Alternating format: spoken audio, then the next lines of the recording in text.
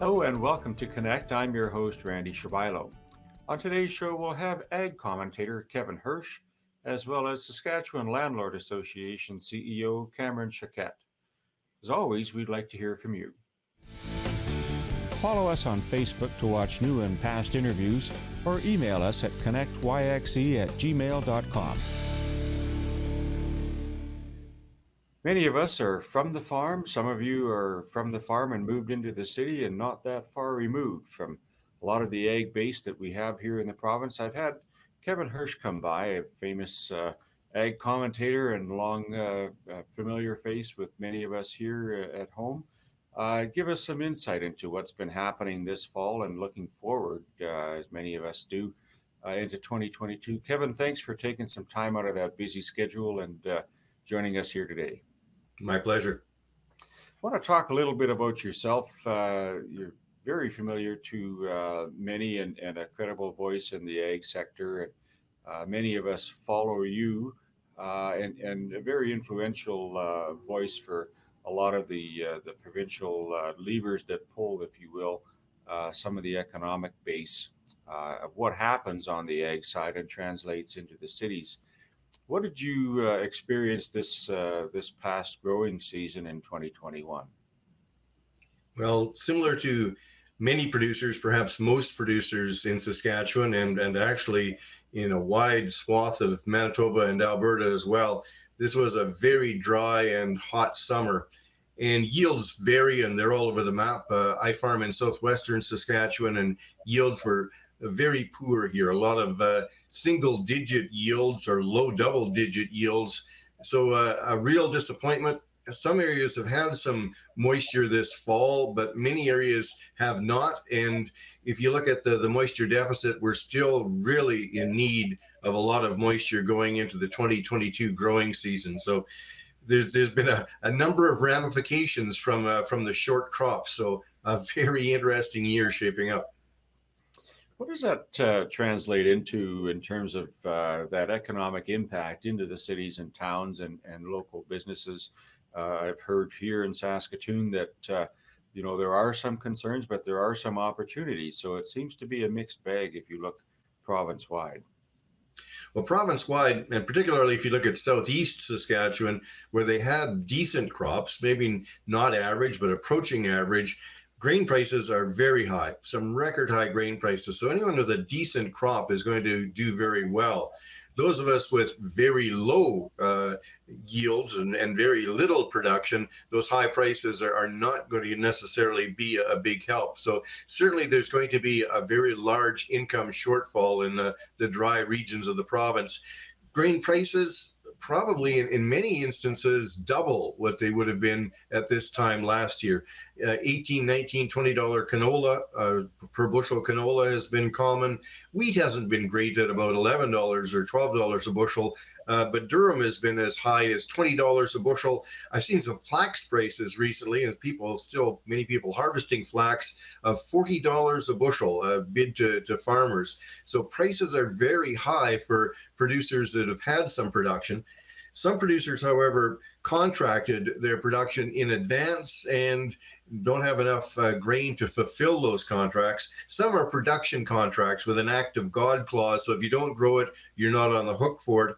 Others are deferred delivery contracts where you're obligated to deliver the grain. And if you can't deliver the grain, you have to basically buy out the contract or pay to have the company buy grain to replace your grain in the contract, and that has been very expensive for producers. And there's been some big checks on buyouts that have been sent, and that's unfortunate. Crop insurance is going to be a big help to the majority of producers that are in the crop insurance program. 70 to 80% of producers are enrolled in crop insurance. This is the type of disaster that really crop insurance is designed for. So there will be, I expect, by far, record payouts from Saskatchewan crop insurance that will be flowing to producers in the months ahead, and that will help with cash flow as well. It's obviously not an isolated field, if you will, of grain versus livestock. Would there be some hay shortages that would drive prices up, as well as a shortage of barley or other feed grains that might affect things on the livestock end of things. Yeah, livestock producers, cattle producers are really in a difficult situation and have been doing their best to scrape together a feed supply for the upcoming winter. The federal and provincial governments have provided an agro recovery program, sort of a special program for really strange situations like this to help with feed costs for the upcoming winter. And it amounts to about $200 per breeding cow that will be provided to producers to help them purchase feed, find feed wherever they can. There's also corn flowing in from the United States being brought up by a number of companies to sell to farmers because barley is so expensive and in short supply. There's been a little bit of hay donated or sent out of parts of eastern Canada and central Canada where hay yields were better. The abnormal thing this year is that the drought is so widespread. You can't go 100 miles away and find an area with hay to sell, for instance. It's such a broad area with a forage shortfall, and that makes it a difficult situation. Producers are hoping that the winter isn't long and hard because they want to try to stretch their feed supplies as far as possible. The one good thing, though, is that calf prices, producers selling calves this fall, prices are actually higher than they were a year ago. There's an expectation that as producers try to reduce their herds in order to get through the winter and sell some breeding stock, that the price of cull cows going to market, that those could drop. But at this point, we haven't really seen as much evidence of that as I would have thought. I think there's going to be a reduction in the beef breeding herd because of the feed shortage.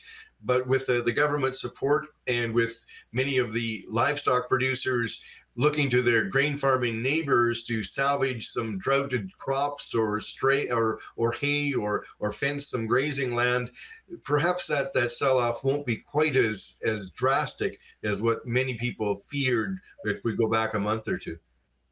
What would that trickle down effect have on things like uh, vehicle, truck sales, farm equipment sales, and farmland? Would that kind of be a bit of a hit pause on the producer's end of things, or would some still forge ahead because things are outdated and do break down? It's a mixed bag out there. In new cars or new trucks, and even some new farm equipment has been uh, impacted by a shortage of computer chips. And actually, the new equipment has been slow to arrive, so that's pushed up the price of good used equipment. So it's a strange situation to have. As far as land prices, Farm Credit Canada just released an analysis for the first 6 months of 2021, suggesting that Saskatchewan farmland prices on average increased about 1.8%, which is about where they've been going for 6 months. The previous 12 months was about 3.6 or something like that. But that's the first 6 months of 2021 before the effect of the drought was clear to everyone. So it'll really be interesting to see whether land price increases have actually leveled off in the second half of 2021. But we won't know that for sometime into 2022. But land prices have been on a long-term upward trajectory. A couple of decades worth of land price increases. But a drought like this may slow that down. We'll have to see when the numbers come out. What's your opinion then of perhaps that transitional change from generations of farmers who are looking to sell and younger demographics that want to move in and buy into this? Would there be some pressure on lenders to come up with creative ways of carrying financing and keeping that youthful emergence into the market? It's very difficult unless you have backing or a farm background or family backing to think you're going to just start from square one and become a grain farmer. It's practically impossible. You pretty much need to come from a farming background, have family assistance. Farms, though, on average, are getting very much larger. I'm just a small to medium-sized grain farmer, but there's neighbors around me that are 10 times my acreage, and they don't think they're all that big yet, and continue to get bigger. There are lots of young people who would like to farm. It's just a question of whether they can find the resources to compete on land, both from a rental point of view and from a purchase point of view, to make that a viable option. Maybe just shed some light on that. When we would talk about you know, grandparents that would have maybe 320 acres, 2/4 of land, maybe a section. My goodness, that was a lot of work, and you were wealthy. What are some of those numbers in terms of the acreages that farmers are farming today? Well, the average still isn't that high. An average of cultivated acres is still less than 2,000 acres, but averages are very deceiving because there's lots of people that, like myself, are smaller, or they're in retirement mode, or maybe they're the landowner and technically the farmer, but in practice it's actually rented out. But there's 3,000 to 4,000 acres is quite typical. 10,000 is not unusual, and you see 15 and 20 and 50 and even 100,000 acre farms in Saskatchewan. The rule of thumb is that one seeder and one combine can maybe do, depending upon the area, 3,000 to 4,000 acres if it's a new seeding equipment. So if you get up to 10 or 15,000 acres, you have to have multiples of those numbers of expensive equipment in order to be able to farm it effectively.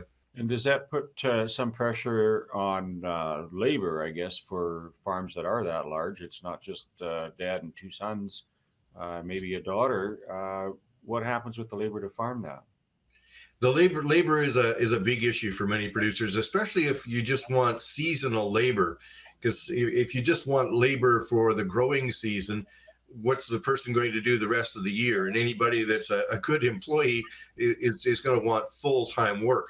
So that's why some producers, you truck their own grain to market and fix their own equipment in the wintertime so they can afford to keep an employee all year. Or maybe they have a seed cleaning plant, and they can keep some employees year round. There are some producers bringing in seasonal employees from other countries under the temporary foreign workers program. That's much more common in vegetables and orchards and things like that, but there is some of that being discussed and happening within the grain industry. And if you're an older producer that's close to retirement and you rent your land out, you're probably in big demand. If you want to work seasonally, for the person that's renting your land, many people find that they can do that. That they're in demand, even though they're 65 or 70 or 75 years old. If they're still a good equipment operator, they can certainly find seasonal work and farm their own land that's being rented to a larger farmer using probably better equipment than they ever did in their farming career.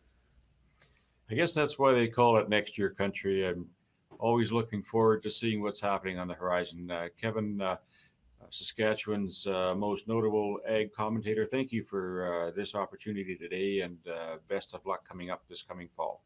Thanks very much for your interest. All the best. Stay with us, folks. We'll be right back.